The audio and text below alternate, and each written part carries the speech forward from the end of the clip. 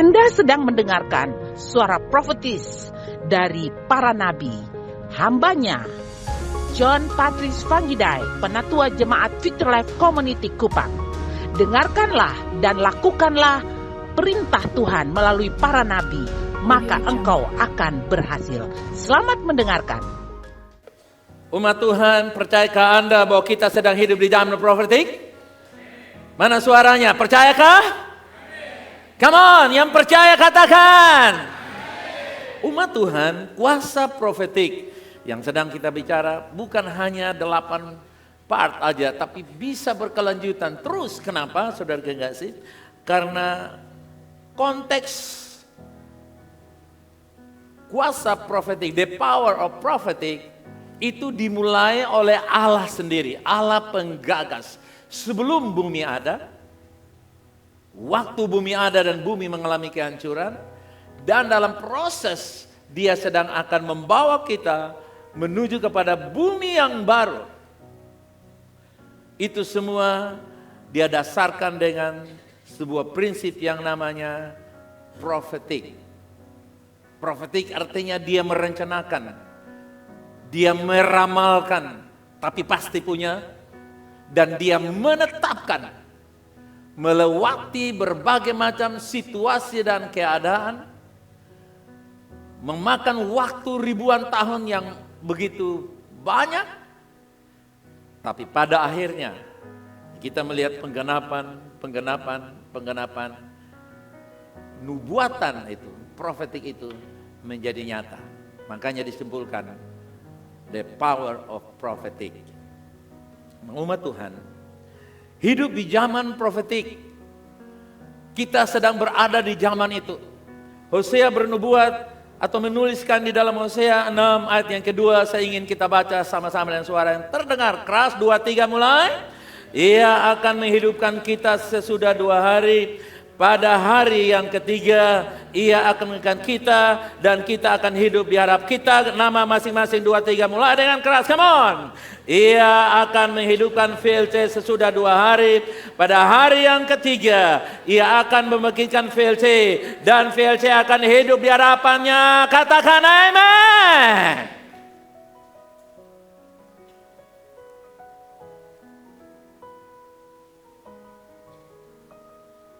Apa makna hari yang ketiga? 2025 yang sedang kita jalani hari-hari ini sebagai umatnya yang telah memasuki suatu periode dalam garis waktu ilahinya yang dikenal sebagai hari ketiga, seperti yang dinubuatkan Hosea. Bilang di kiri kanan, kita sedang berada di hari yang ketiga. Come on. We are in the third day living. 2 Petrus 3 ayat yang ke-8 berkata, akan tetapi saudara-saudaraku yang kekasih, yang satu ini tidak boleh kamu lupakan, yaitu apa saudara? Baca bersama saya. Bahwa di hadapan Tuhan 1 hari sama dengan 1000 tahun, dan 1000 tahun sama dengan 1 hari. Kalau demikian 82 tahun itu berapa detik? 61 tahun itu berapa detik? Very short life. Kemarin kita para pendeta merayakan salah satu, bukan turut mengucapkan selamat untuk salah satu pendeta GBI 90 tahun. Masih keren 90 tahun. Masih 90 tahun. Kalau dibagi dalam 1 hari 24 jam sama dengan 1000 tahun. 1000 tahun kali 24 jam. Kita hanya hidup yang singkat.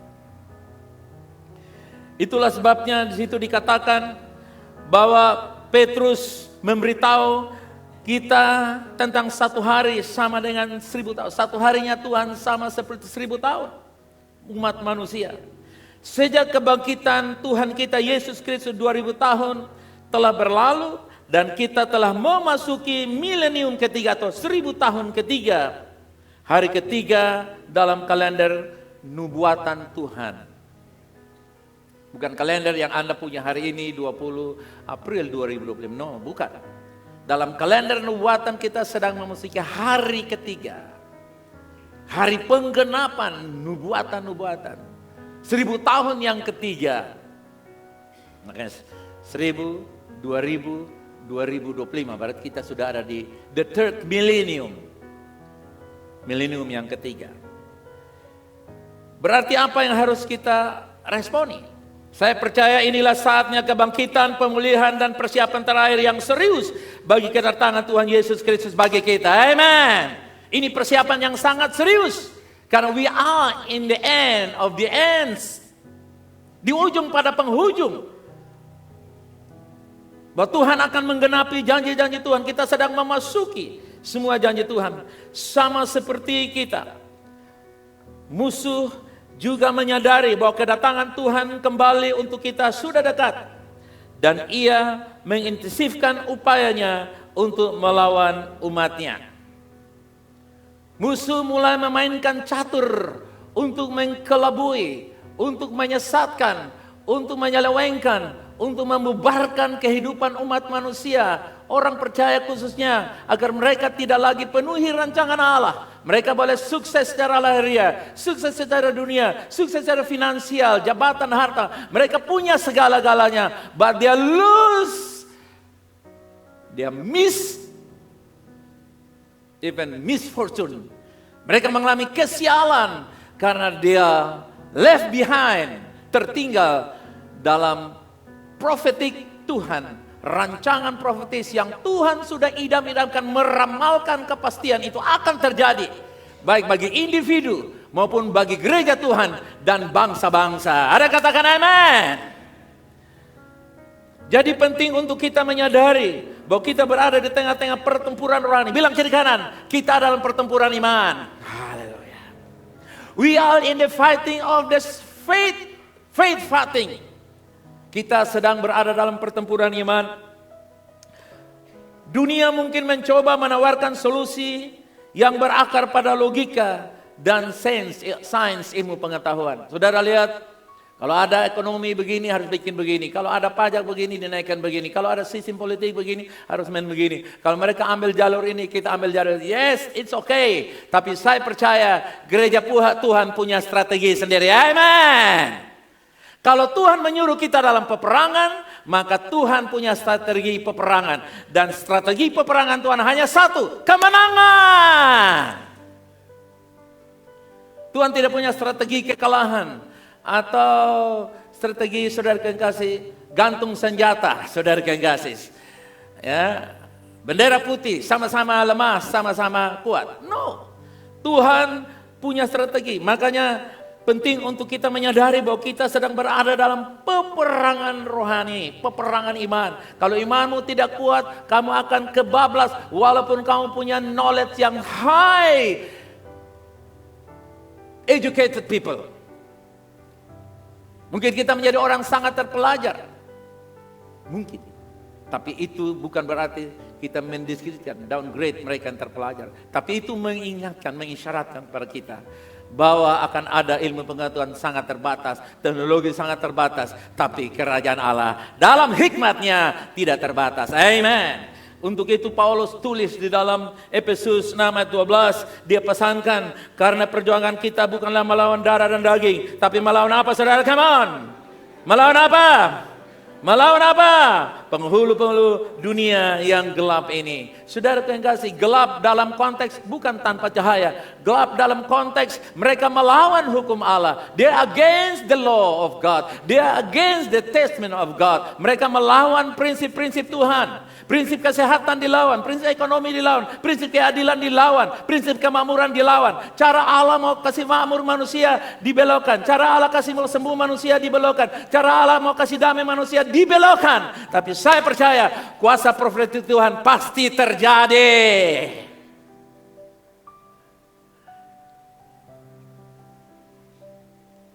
Kekuatan dan kebijaksanaan alami tidak cukup untuk melawan kekuatan supernatural.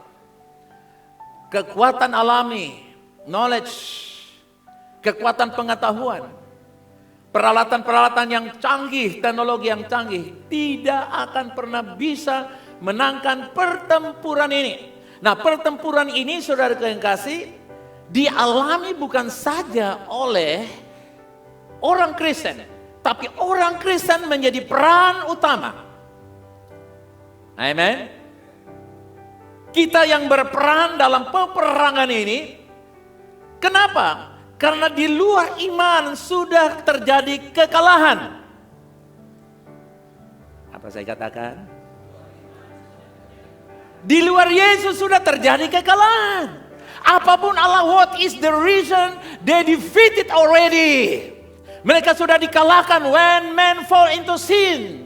Waktu manusia jatuh dalam dosa, itulah kekalahan yang abadi. Tapi puji Tuhan, Yesus datang mengangkat gereja Tuhan. Agar kita bersinar, sehingga dunia datang berlindung dalam terang kita. Katakan amin. Kenapa? Karena kita peran utama. Kitalah yang memimpin peperangan ini. Yang lain sudah kalah. Itulah sebabnya saya yakin. Walaupun gereja dicemooh, gereja ditutup, gereja disepelekan, gereja tidak diberikan prioritas. Tapi saya percaya Tuhan masih prioritaskan gereja. Karena gerejalah yang akan membawa kekuatan Allah dalam peperangan rohani ini. Dan kemenangan kita pasti.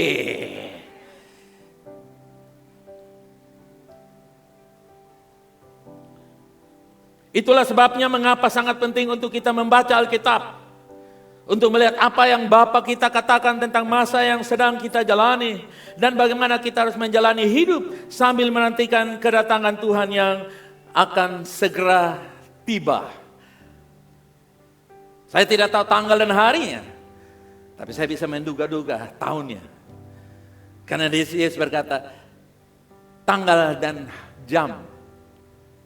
Artinya hari dan jam. Senin kah, Rabu kah, Kamis kah, Jumat, Sabtu, 7 hari kah, jam 12 siang kah, 12 malam kah. No one can know it. Kalau kita tidak diizinkan memberitahukan hari dan tanggal dan waktu, hour and day, jam dan hari, maka kita masih punya peluang untuk tahu tahunnya. Haleluya. Dan tahun-tahun itu sudah ada di depan kita.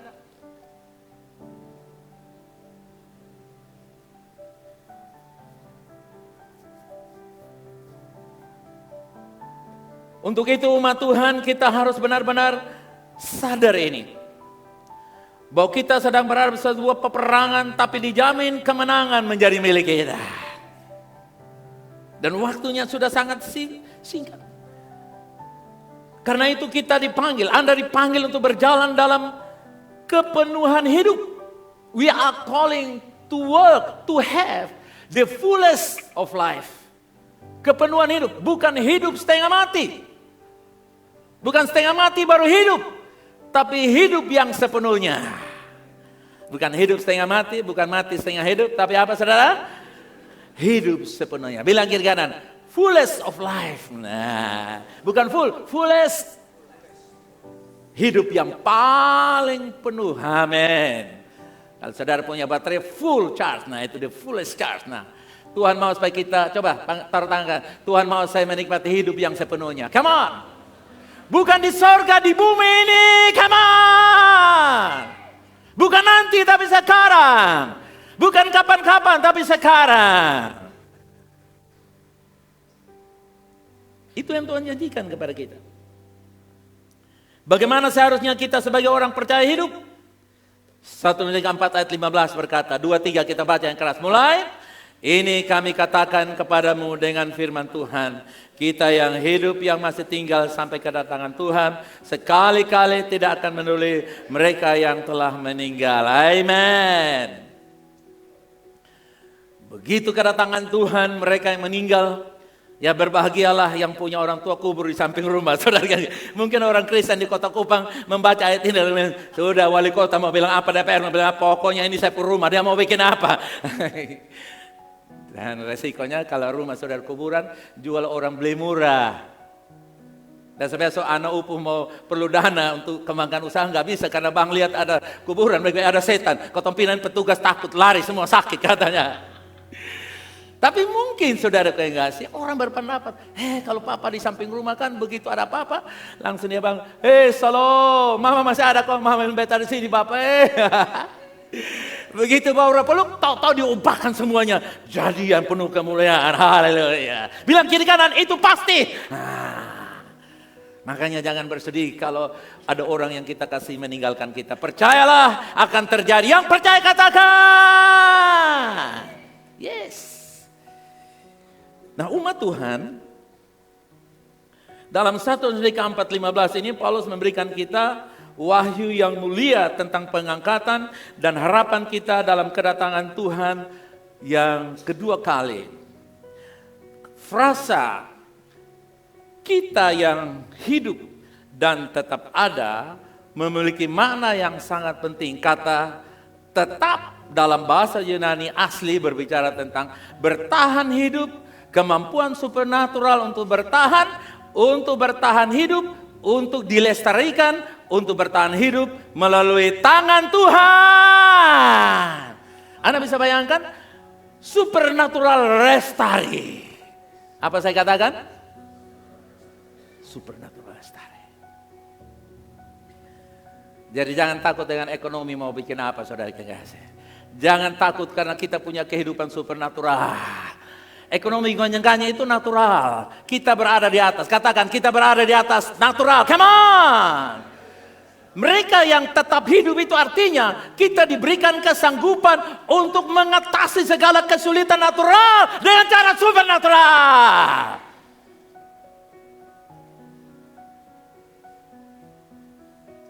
Memang orang yang meninggal mendoloi kita enak. Tapi mereka tidak seenak kita yang masih hidup. Haleluya. Jadi kalau ada keluh kesah, kalau ada suami meninggal, lupi disuruh duluan ke beta yang kasih sekolahin anak. No, Anda yang masih hidup akan lebih berbahagia, come on.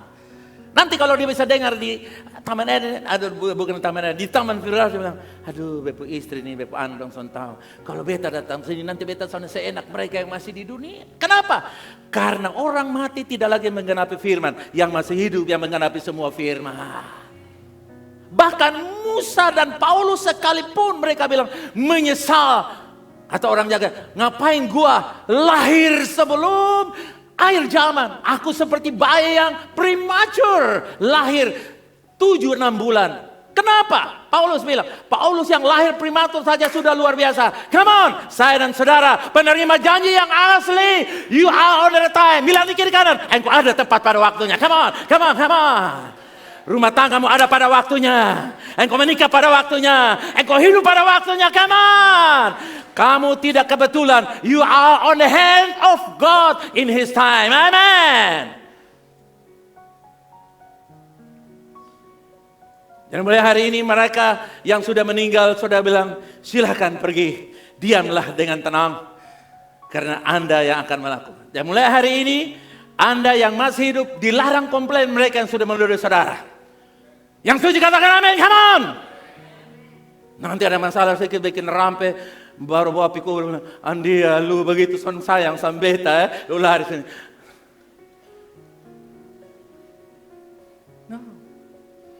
No. Bersyukur kita masih hidup kita lah. Katakan, saya yang masih hidup, saya menggenapi semua yang Tuhan janjikan. Come on. Amen. Nah, om pelan-pelan. Jangan menggerutu dengan orang yang sudah menodai kamu. Jangan marah-marah mereka. Izinkan mereka diam dengan tenang. Karena tiap kali kalau mereka dapat komplain dari saudara, kata nenek, dia tulang bergerak, dia tulang bergerak. Kasihan saudara, nanti terpisah tulang-tulangnya saudara kasih. Oke, kasih pujian bagi dia, come on. Saya hidup dalam kuasa supernatural. Katakan bersama saya, 2, 3. Saya hidup dalam kuasa supernatural. Itu yang Paulus bilang, kamu yang masih tinggal, jangan gelisah, jangan takut. Karena kita punya tangan Tuhan yang memberikan kepada kita kekuatan supernatural. Saudara lihat, kenapa Daud bisa kalahkan Goliat? Karena dia tangan kecil. Itu artinya saudara kekasih, Daud secara fisik kecil, tapi secara roh dia punya kekuatan luar biasa yang menaklukkan Goliat.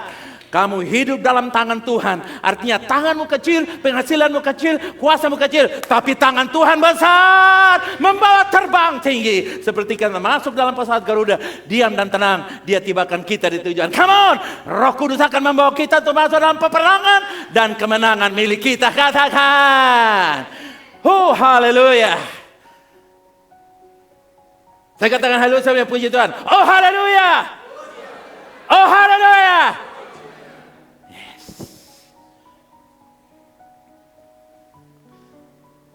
Hidup karena muda dan kuat adalah satu hal.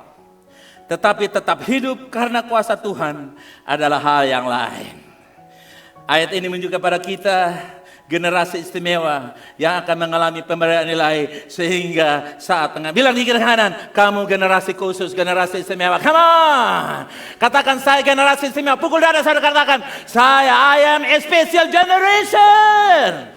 Special generation itu dikatakan peculiar generation. Peculiar generation, generasi yang aneh tapi nyata. Haleluya. Tidak ada uang tapi perlu ada. Amen. Tidak persiapan obat tapi kesembuhan datang.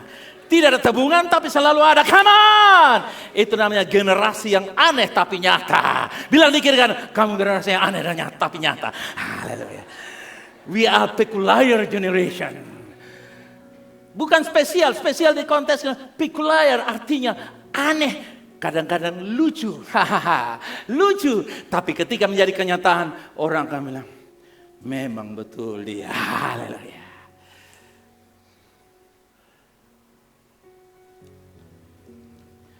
Saat kita menantikan pengangkatan, kita harus belajar bagaimana agar tetap hidup dengan memahami dan berjalan dalam kuasa kebangkitan Allah. Kuasa yang sama yang membangkitkan Tuhan Yesus Kristus dari kematian. Katakan, kuasa itu dalam diri saya. Come on. Haleluya. Katakan, kuasa itu dalam diri orang di kanan saudara. Kasih tahu, 2, 3. Kuasa itu ada di dalam. Haleluya. Haleluya. Katakan puji Tuhan. Haleluya. Begitu. Inilah yang dapat kita nantikan di masa nubuatan, yaitu hari yang ketiga, 2024, dan patok saja sampai 2034. Kalau menikah sudah, jangan tunggu-tunggu lagi. Kalau mau ini nikmati sudah, saudara yang kasih. Ya, nanti kalau 2024 apa, kita bikin lagi 2000 lagi. Atau 2000 berapa, terserah. Tapi yang penting tahunnya bisa kita reka-reka. Saudara boleh perkarakan saya sampai di mana saya akan siap, saudara.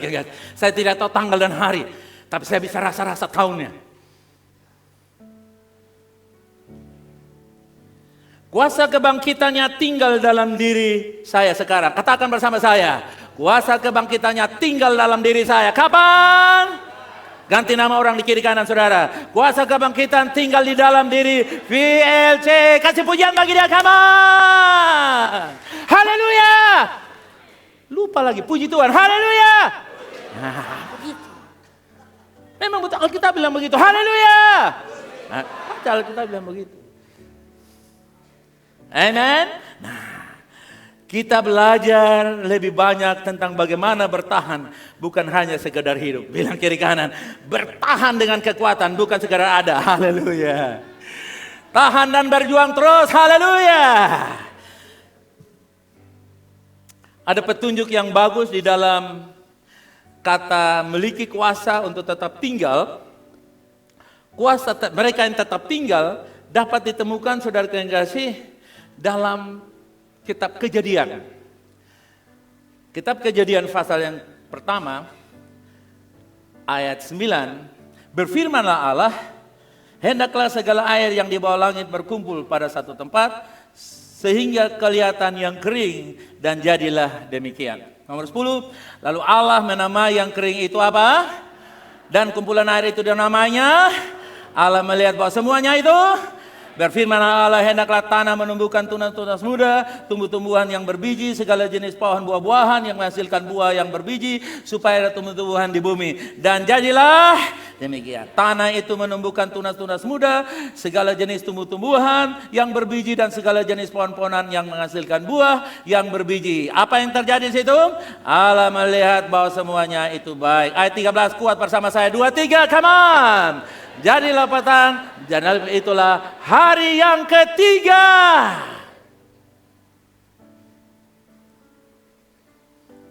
Perhatikan frasa sehingga kelihatan yang kering.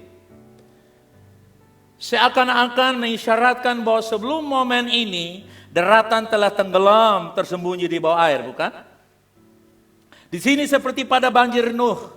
Air melambangkan penghakiman, dan munculnya daratan kering melambangkan kebangkitan dari dasar kehidupan baru dan kesuburan.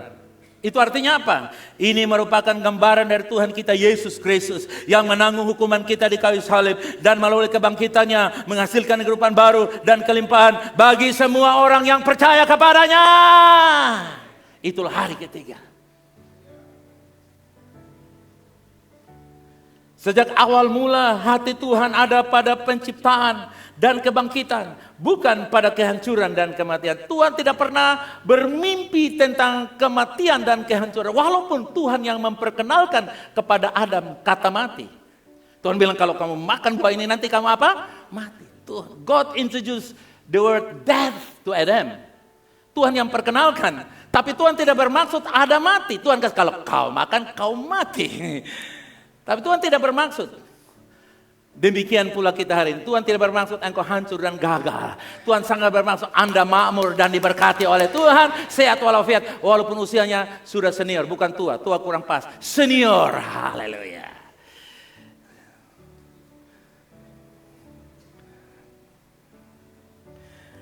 Tepat pada pasal pertama kitab Kejadian barusan kita baca, kuasa kebangkitannya sudah bekerja pada hari ketiga dan terus bekerja hingga hari ini melalui kuasa rohnya. Hari ketiga itu terjadi lagi bagi gereja Tuhan. Bilang kiri kanan, kau sedang mengalami hari yang ketiga. Tuhan sedang pisahkan kematian datang kepada kehidupan. Itulah rancangan Tuhan asli untuk saya dan saudara. Amen. Roh Kudus berdiam dalam roh kita dan secara aktif bekerja untuk mendatangkan pembaruan dan transformasi, bahkan revolusi rohani dalam setiap area keberadaan kehidupan kita. Come on, ini yang Roh Kudus sedang kerjakan. Tidak bisa revival, renewing. Kalau tidak renewing, reformation. Kalau tidak reformasi, revolusi, dan tidak ada yang bisa tahan, saudara kasih, kalau sudah revolusi rohani. Amen. Nah, bagaimana kita mengaktualisasikan kuasa kebangkitan? Kita telah memiliki kuasa kebangkitan itu dalam roh kita dan membiarkan terwujud dalam kehidupan kita. Amen. Bagaimana kita memahami Tuhan menciptakan kita, memberi kita wawasan tentang jawabannya. Tuhan menciptakan kita menurut gambar. Katakan, saya diciptakan menurut gambar Tuhan. Sentuh orang di kiri kanan, katakan, kau diciptakan seperti gambar Tuhan. Haleluya. Bilang kepada saya, come on. Yes, we are created according to the image of God. Jadi, seperti dia, kita terdiri dari 3 bagian. Yaitu apa dan apa? Tubuh, jiwa, dan roh. Anda adalah roh. Tubuhmu adalah rumah. Yang penting rumah atau isi rumah? Come on, jawab saya. Talk to me. Yang penting rumah atau isi rumah? Yang penting istana atau pemimpin, raja di istana?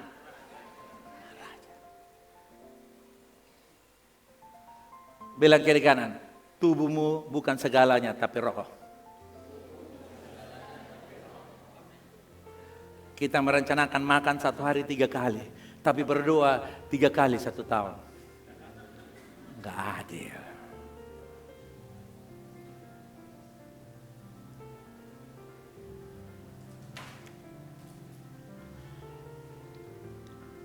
Next. Tubuh kita memungkinkan kita berinteraksi dengan dunia fisik. Tubuh ini ada panca indera. Sehingga dengan mata dibantu oleh kacamata, dengan telinga dibantu oleh alat pendengaran, dengan hidung dibantu oleh alat penciuman, dengan tangan dibantu oleh tongkat, semua pakai alat bantu habis. Kita bisa interaksi dengan dunia sekitar. Wow, so beautiful this area. Area ini begitu indah sekali. Kenapa? Karena fisik kita, ada panca indera kita. Yang kedua, jiwa kita terdiri dari pikiran, perasaan, dan kemauan. Jiwamu ada apa, saudara? Ini salah satu penguasa yang disebut the master of life. Jiwa salah satu penguasa kehidupan. Ada dua penguasa kehidupan. Pertama, the master of life we call soul. Jiwa adalah Tuhan yang pertama. Dalam jiwa ada apa tadi, saudara? Pikiran, perasaan, kehendak. Lalu yang ketiga, roh kita menghubungkan kita dengan Tuhan. Dalam roh kita ada dua. Ada intuisi atau fellowship dan revelation atau pewahyuan. Ya. Intuisi itu memberikan kepada kita kepekaan. Roh Kudus akan bilang, jangan lewat di sana. Kita jalan. Sampai di sana nanti tutup semua jalan, saudara. Kemarin saya mau datang doa, Roh Kudus harus pimpin. Lebih baik lu tidak usah pergi doa. Nanti lu ketutup semuanya. Saya paksa jalan. Akhirnya saya pulang kembali ke rumah. Karena semua jalan ketutup. Intuisi, saudara kasih. Itu roh. Itu sangat halus, saudara. Kadang-kadang kita lebih jago dari itu roh. Kita seolah-olah jadi roh. Nah, di dalam roh kita ada intuisi, suara hati. Suara hati adalah dasar untuk suara Tuhan turun. Makanya renungkan firman. Renungkan firman supaya firman menguasai hati kita. Supaya Tuhan bicara lewat firman. Kadang-kadang kita berdoa Tuhan tidak dengar. Kenapa Tuhan tidak dengar? Karena Tuhan sudah kasih ayat. Siapa yang mencari? Siapa yang mengutuk? Siapa yang meminta? Nah, itu ada ayat. Jadi kadang-kadang kita ada persoalan, tanya Tuhan. Yang lebih kurang bagus, tanya hamba Tuhan terus. Tanya hamba Tuhan, pindah dari satu tempat ke tempat yang lain. Tanya hamba Tuhan, tanya hamba Tuhan. Ada hamba Tuhan, akhirnya terakhir dia bingung mau kemana. Firman Allah itu dikatakan seperti lamp to my step. Bukan lampu sorot. Langkah, tiap kali langkah itu ada lampu, firman. Jadi firman itu simpan di hati kita. Lalu dia menjadi rhema word. Menghidupkan kita. Pada waktu ada persoalan, tidak perlu berdoa. Ada firman berkata, saya tidak akan mati karena Yesus hidup dalam hidup saya. Penyakit saya usir engkau. Oh, bila Yesus saya sembuh. Tahu-tahu tes darah, dia sudah sehat. Amen. Kenapa? Tidak minta hamba Tuhan. Yang paling lebih jelek, lebih rendah lagi. Datang dia orang pintar yang tidak sekolah, saudara. Dia suruh bawa ayam, itu ayam pun harga 500.000. Bawa persembahan 25.000. Supaya apa? Dapat jawaban. Kita harus punya roh yang kuat. Yaitu intuisi, tapi juga fellowship. Katakan, saya bersatu dengan Tuhan. Come on. Our spirit mingle with God. Mingle itu artinya apa? Bercampur baur dengan Tuhan. Anda bisa bayangkan? Kalau anak saudara bercampur baur dengan peminum, pemabuk, penfitnah, hidupnya jadi rusak. Kalau Anda campur baur dengan Tuhan, hidupnya jadi kudus dan penuh dengan kemuliaan.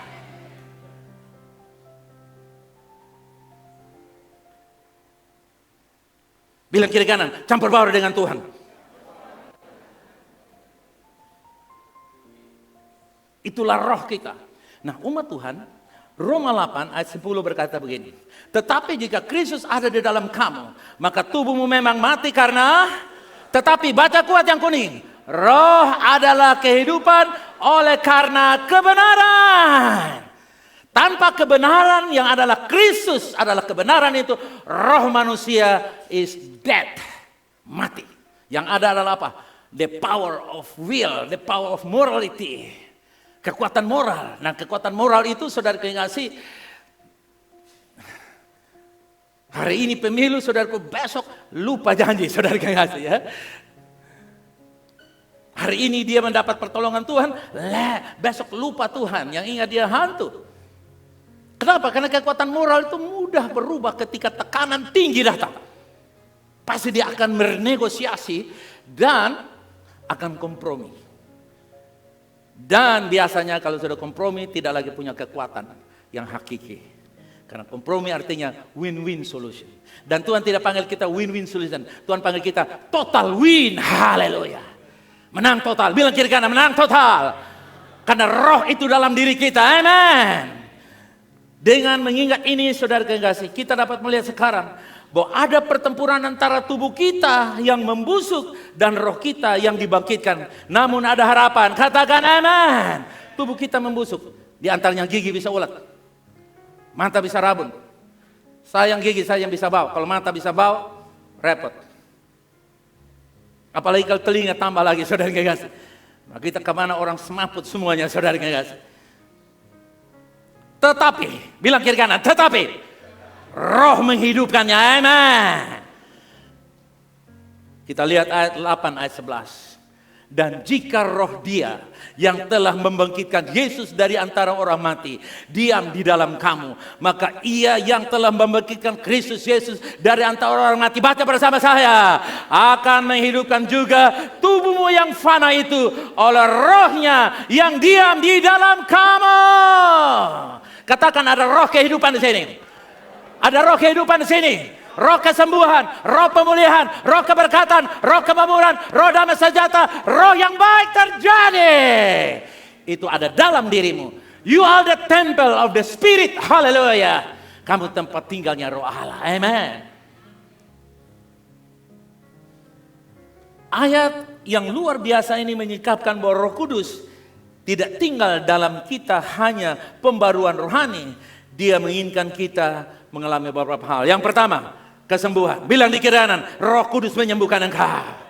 Yang kedua, apalagi yang terjadi? Pemulihan. Katakan Roh Kudus memulihkan engkau.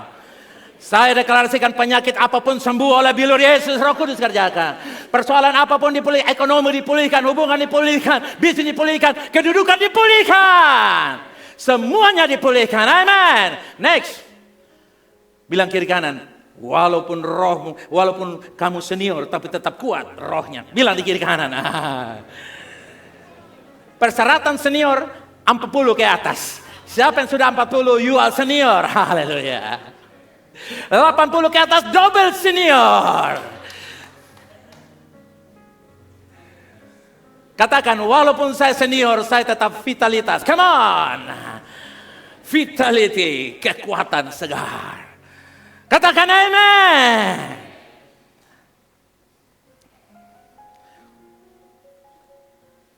Kehidupan kebangkitan Kristus bukan hanya sekedar janji masa depan. Itu adalah kenyataan masa kini yang bekerja dalam diri kita. Katakan, kebangkitan Kristus bukan tradisi. Come on. Menyanyi ku menang sambil minuman keras. Kumenang sambil ikan naik di pantai. Heran saudara. Saya kemarin jalan kaki, orang bisa pakai kebangkitan penderitaan ikan naik di pantai. Itu memanfaatkan kematian Kristus untuk kepentingan diri sendiri. Saudara. Itulah the victim of traditional people. Orang-orang menjadi mangsa dari tradisional. Saya bangun 2:30 mau doa penyembahan. Sudah ribut semua, ku menang. Semua itu 1 tahun 1 kali kita dengar. Dan saya deklarasikan, mulai ini seterusnya akan terjadi kedengaran, terjadi revival di NTT, di Indonesia. Amen. Meskipun kita hidup di dunia yang masih mengalami pembusukan dan kematian, kita tidak perlu terikat. Bilang kiri kanan, jangan terikat dengan kematian. Artinya tidak takut mati, amen. Tidak takut mati artinya berani hidup. Haleluya. Berani hidup artinya bijaksana mengelola hidup, amen. Saya tidak takut dengan kejadian apapun yang terjadi. Karena persekutuan saya dengan Bapa, Putra, dan Roh Kudus. Kalau ada musuh yang mencelakakan kita, Tuhan akan membela kita. Umat Tuhan, kita telah diberikan melalui roh pemberdayaan untuk kita bangkit mengatasi penyakit, kelelahan, kelemahan, serta tiap godaan yang menghadang kita oleh Roh kita menaklukkan semua penghalang dan penghadang dalam hidup kita. Ada yang katakan amin? Kita telah diberikan kemampuan untuk berjalan oleh Roh, untuk hidup oleh kuasanya, dan untuk mengalami kehidupan supernatural di sini dan saat ini. Katakan amin. Dan saudaraku yang kasih, dalam diri kita ada dua Tuhan, yaitu apa dan apa? Ada dua Tuhan. Coba katakan ini, dalam diri saya ada dua Tuhan, jiwa dan roh. Come on. Tuhan mana yang kita taati, itu yang akan memerintah hidup kita. Kuasa kebangkitan Kristus tidak bisa bekerja dalam tubuh kita yang diperintah oleh Tuhan yang namanya jiwa. Kenapa banyak orang Kristen menyanyi kumenang-kumenang, tapi prakteknya aku kalah dan kalah dan kalah dan kalah? Karena mereka soulis. Mereka manusia jiwani. Senang kalau lihat uang. Senang kalau ada pinjaman. Senang kalau sehat. Senang kalau dipuji-puji. Senang kalau penuhi keinginan mata. Senang kalau sombong. Senang kalau egonya walaupun salah disebut benar dan hebat. Senang kalau makan puji, tambah terus, dipuji, ditambah terus. Sampai makan sehingga jiwanya merana, tak berdaya. Obesitas soul. Jiwa yang gendut. Karena pikiran manusia. Saudara lihat. Orang dikuasai oleh pikiran jiwanya itu, saudara kasih, dia jengkel, dia marah, dia maki, dia sumpah serapah, sekalipun istri, sekalipun suami, sekalipun besan, sekalipun mertua, sekalipun pemimpin, sekalipun presiden, gubernur atau siapapun, dia sumpah, dia serapah, dia kutuk, dia melawan, bahkan orang yang dikuasai oleh jiwa, dia melakukan perbuatan yang tidak dilakukan oleh anjing.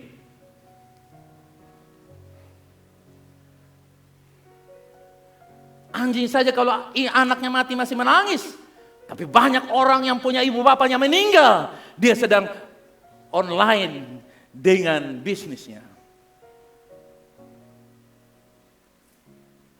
Kenapa? Orang yang dikuasai oleh jiwa ini rela-rela untuk melakukan apa saja. Sementara akan buktikan kepada saudara. Orang yang dikuasai oleh jiwa, perasaan, pikiran, kehendaknya selalu memenjahkan perasaannya, bukan penjarakan, memenjahkan. Saudara mau pilih yang mana? Penjarakan jiwamu atau memenjahkan jiwamu? Come on, pilih salah satu. Kasih tahu di kanan atau kiri, kamu pilih apa?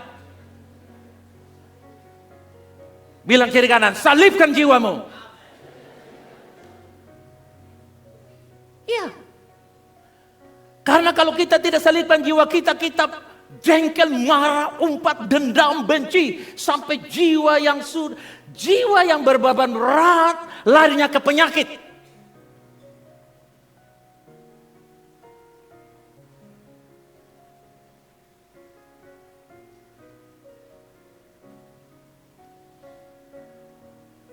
Belajar dari kehidupan dan kejatuhan Yudas. Tipe orang yang tuannya adalah jiwa, pikiran, perasaan, kehendaknya. Saudara-saudara nonton The Last Supper? Bagaimana Yudas berdiskusi dengan jiwanya yang dilambangkan dengan ular. Bilang kiri kanan, jiwa itu dilambangkan dengan ular. Kasih tahu di kiri kanan. Kenapa? Karena perasaan kita tidak bisa dipegang. Betul nggak saudara? Betul atau tidak? Perasaan kadang-kadang kalau awal bulan uang banyak, puji Tuhan. Begitu uang menipis, marah-marah, haleluya. Perasaan. Jadi perasaan itu seperti ular yang berkepala 7. Menipu kita. Apalagi menikah dengan perasaan. Saya rasa dia cinta dan saya juga rasa bukan cinta lagi. Amat sangat cinta dengan dia. Itu ular. Sudah lihat. Yudas kan cium Yesus. I love you. Takut jual di belakang.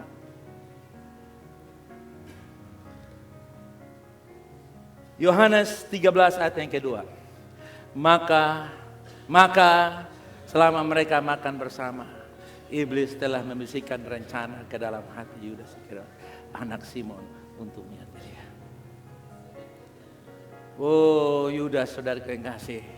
Dia ada makan nih, saudara. Bayangkan ada makan, tapi dia mulai diskusi dengan perasaannya. Jadi kalau dapat uang nih enak, uang nih beli motor, beli mobil, Lamborghini atau Innova, paling tidak untuk pergi belanja pakai Innova. Oh, pasti kalau saya dapat uang, wow, saya akan happy, wah, istri saya akan bahagia, cucu-cucu saya akan hebat. Wih, di diskusi, ya lu tunggu, beta makan tapi lu beta jual. Pikiran perasaannya itu, saudara yang kasih, mulai bekerja. Ayat 13 ayat 27. Baca bersama saya.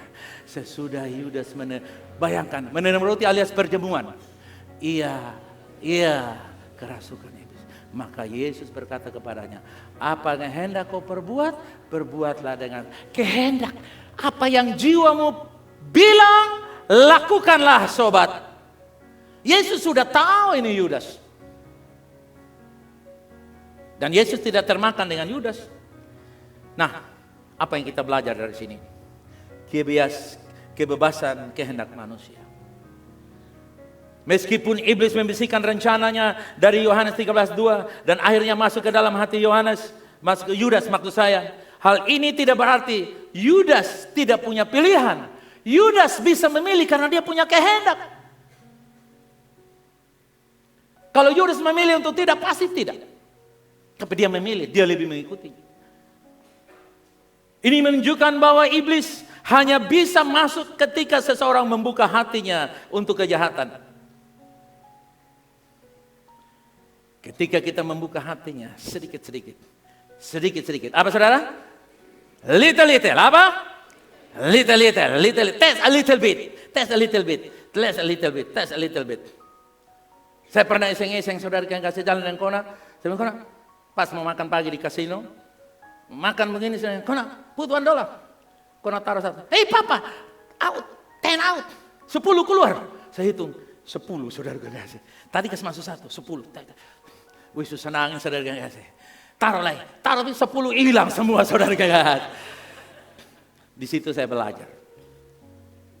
Di situ saya belajar. Bahwa keinginan kita kalau sudah digoda, kalau kita tidak, itu bilang kiri kanan. Emosimu seperti iklan yang menarik. Kasih tahu di kiri kanan begitu. Nah.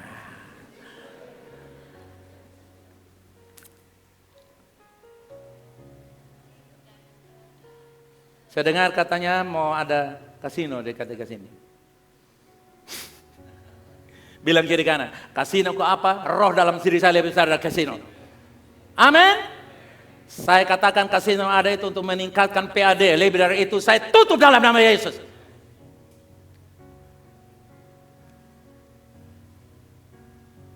Yang kedua, perlu kewaspadaan terhadap godaan. Perjalanan Yudas menunjukkan bahwa kejatuhan rohani tidak terjadi tiba-tiba, tapi bisa berawal dari hal kecil. Seperti apa? Keserakahan, kekecewaan, atau kegelapan hati yang dipelihara. Tidak baca firman, tapi kalau download YouTube, TikTok, atau kalau bikin TikTok, juara, saudara ingat.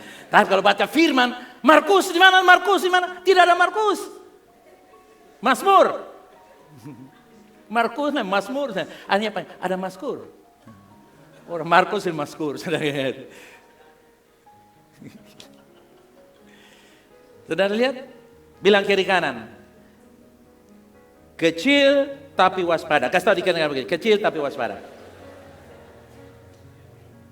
Jangan kecil tapi kita, ini kan kecil. Yang ketiga, peringatan bagi kita. Kisah Yudas adalah peringatan bahwa kedekatan secara fisik dengan Yesus atau gereja, pelayanan, pemimpin dan sebagainya tidak menjamin hati kita benar di hadapannya. Amin. Saya berharap tidak ada jemaat belakang layar.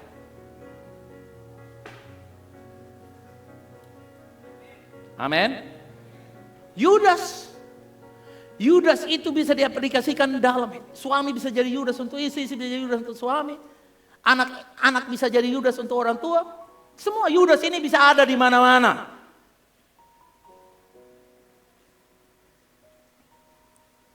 Nah pertanyaannya, Yudas selamat atau tidak? Menurut saya dia selamat.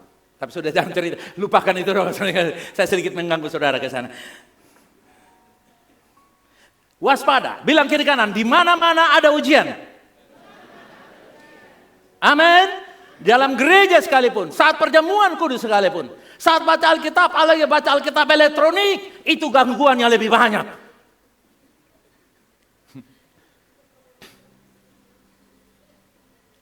Next, kita belajar tempat dan situasi. Yesus digoda di padang gurun. Yudas digoda saat berada dalam lingkungan pelayanan, dekat dengan Yesus dan murid-murid lain, dalam suasana rohani, perjamuan terakhir. Tapi, toh masih kerasukan setan dan iblis. Dia yang bersama Yesus saja perjamuan masih kerasukan setan. Apalagi dia pergi cari orang setan-setan, suangi-suangi, sihir-sihir, lew-lew, orang-orang pintar, ajimat. Dia di mana ya? Besok siap ayam putih, di mana uang merah besok siap ya? Di mana sepatu merah besok siap ya? Di mana? Itu setan bukan datang lagi, dia bikin kompleks perumahan setan di rumahmu. Makanya itu orang waktu keluar dari setan, berapa ribu babi yang mati? Berapa ribu babi yang mati? 2.000. Tidak tahu Alkitab. Berapa ribu babi yang mati? 2.000. Satu setan itu ada 2.000. Nah kalau dia menangkan 2.000 lagi berapa ribu? Itulah sebabnya saudara lihat, kita mesti waspada. Godaan bisa datang di mana saja, baik di saat lemah maupun di tengah pelayanan, dalam kantor, gereja, kebun, hutan, mall, proyek, kampus, asrama, sekolah dan sebagainya. Tidak tempat yang bebas dari godaan. Katakan amin. Bilang di kiri kanan, tidak tempat yang bersih dari godaan. Kasih tahu di kiri kanan begitu. Apalagi mencari tempat yang basah, mudah jatuh saudara kasih. Yang kering saja jatuh, apalagi yang basah saudara kasih. Nah, bentuk dari godaan itu, lihat ini. Yesus supaya untuk mengubah batu jadi roti. Itu godaan apa? Fisik. Gara-gara makan dan minum. Saya tanya kepada, hei, kau ini tidak ke gereja, kau main bawal saya. Bilang, amin bro, amin bapak, amin bapak. Tidak pernah ke gereja, kenapa kamu tidak pernah ke gereja? Kau main amin, saya punya posting terus. Habis bapak, beta ada kredit rumah. Jadi hari Minggu juga, beta mesti cari uang. Beta namanya kalau kasih tahu, beta kasih lu rumah gratis. Balik nama perlu bayar pelan-pelan. Dia tidak kasih tahu. Nah. Bayangkan saudara kasih. Rela tinggalkan. Yang mereka menunjukkan kuasa dengan melompat dari bait Allah. Kesombongan rohani. Wow. Menyembah iblis untuk memperoleh dunia, ambisi dan kekuasaan. Yudas digoda dengan uang 30 keping perak. Keserakahan. Apalagi, yang terjadi apalagi? Kekecewaan terhadap Yesus yang tidak sesuai dengan ekspektasinya. Kemungkinan bersifat politis atau pribadi. Mungkin Yudas tidak dapat promosi jabatan saudara kasih. Sehingga ada jengkel dan marah dan mulai dulu satu partai, sekarang dia lawan. Dulu tim sukses, sekarang tim untuk kebinasaan saudara kasih. Kenapa? Itu Yudas bisa terjadi. Semua bentuk-bentuk terjadi. Nah, kita kembali untuk menyimpulkan kita semua. Roma 8 ayat 11. Dan jika roh dia yang membangkitkan Yesus dan orang mati diam dalam kamu, maka ia yang telah membangkitkan Kristus Yesus dan orang mati, baca bersama saya, akan menghidupkan juga tubuhmu yang lemah, yang sakit oleh rohnya yang diam di dalam kamu. Katakan amin. Yang membuat ayat ini lebih penting adalah bahwa ketiga pribadi, yaitu siapa dan apa? Bapa, Putra, Roh Kudus disebutkan 2 kali dalam satu kalimat. Ya, hal ini menekankan bagaimana kuasa ilahi bekerja dengan dahsyat dalam diri saudara. Haleluya. Lupa bilang puji Tuhan. Haleluya.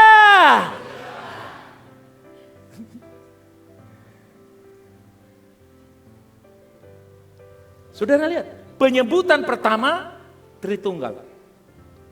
Jika Roh Kudus, dia Bapa yang telah membangkitkan Yesus anak dari antara orang mati, diam di dalam kamu. Penyebutan kedua mengenai Tritunggal. Ia, Bapa yang telah membangkitkan Kristus Putra dari antara orang mati, akan menghidupkan juga tubuhmu yang fana itu oleh rohnya, atau Roh Kudus yang diam di dalam kamu. Wow.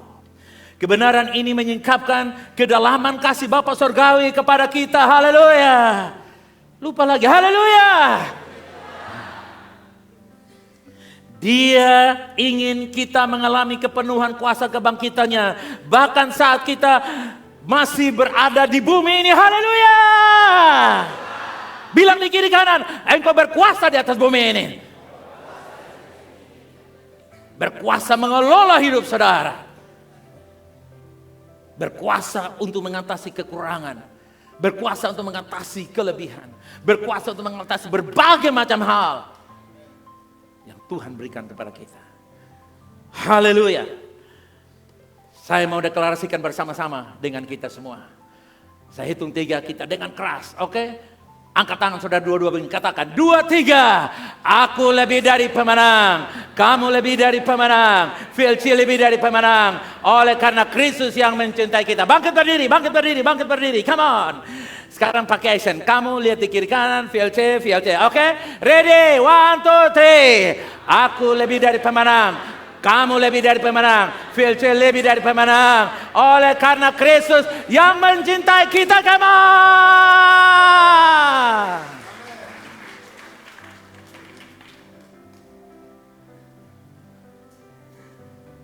Roh itu akan menghidupkan tubuh yang fana. Mulai hari ini yang tidur susah, tidur dengan tenang.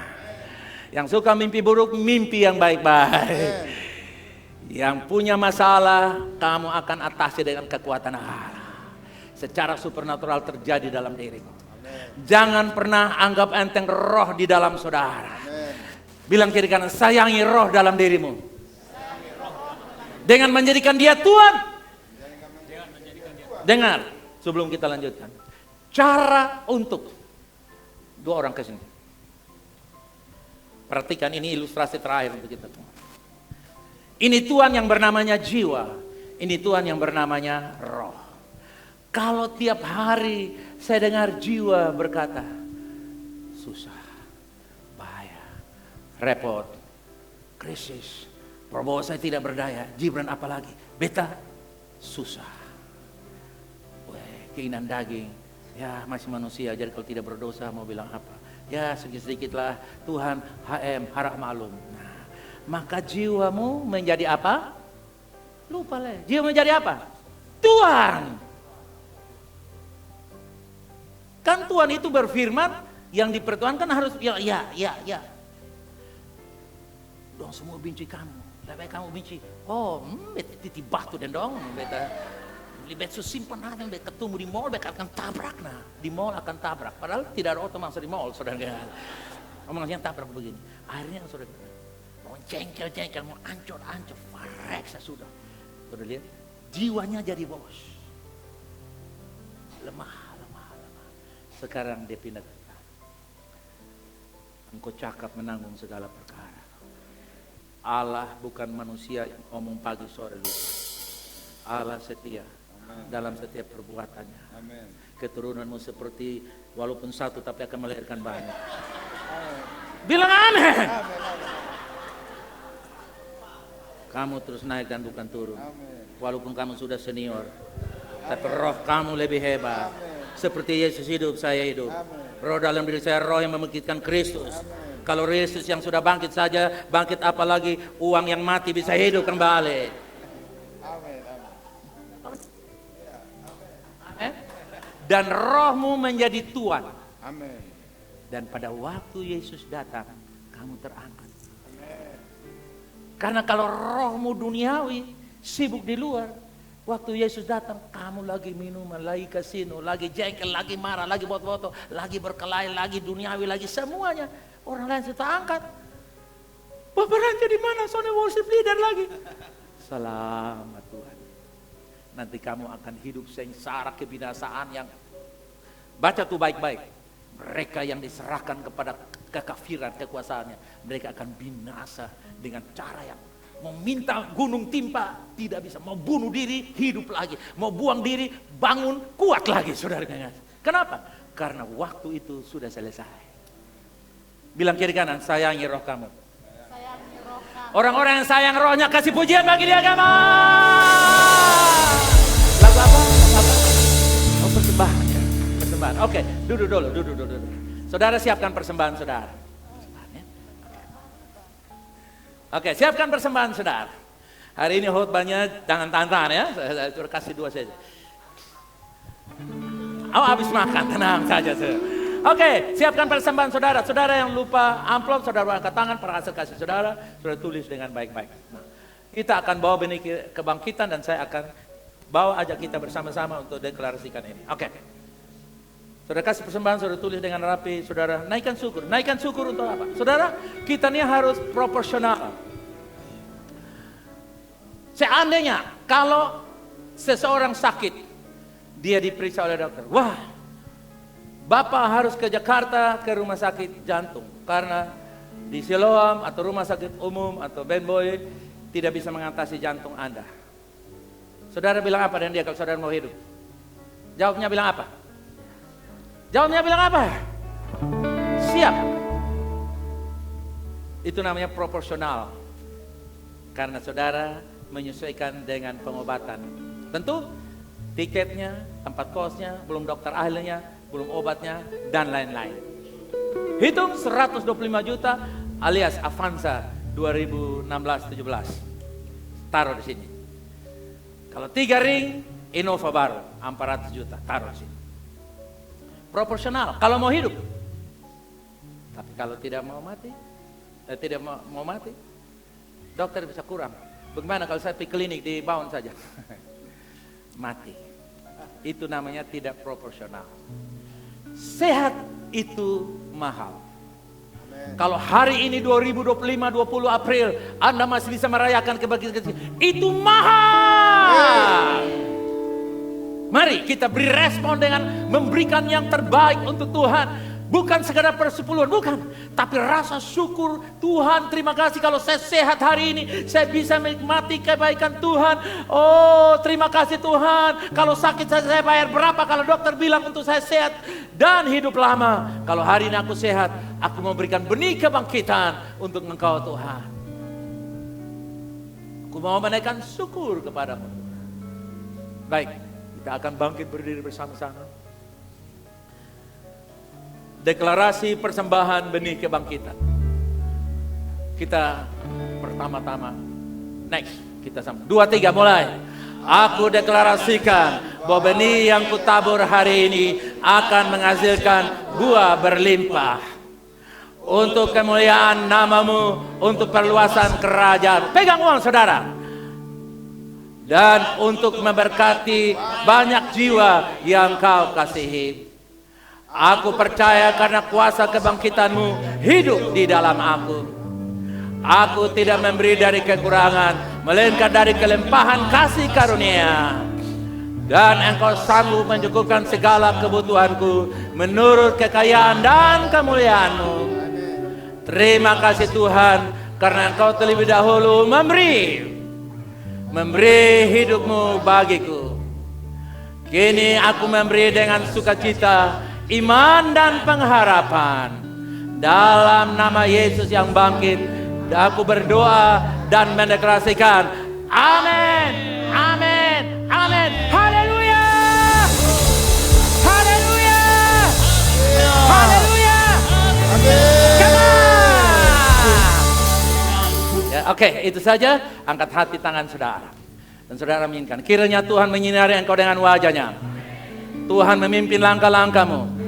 Dari kemenangan datang kepada kemenangan. Bahkan engkau lebih dari pemenang. Pulanglah dengan semua berkat kuasa kebangkitan Yesus Kristus. Roh yang kekal dalam naungan Bapa Surgawi menyertaimu sampai ujung jalanmu yang terakhir. Maranatha, dalam nama Yesus. Semua yang diberkati dengan kebangkitan Kristus katakan amin.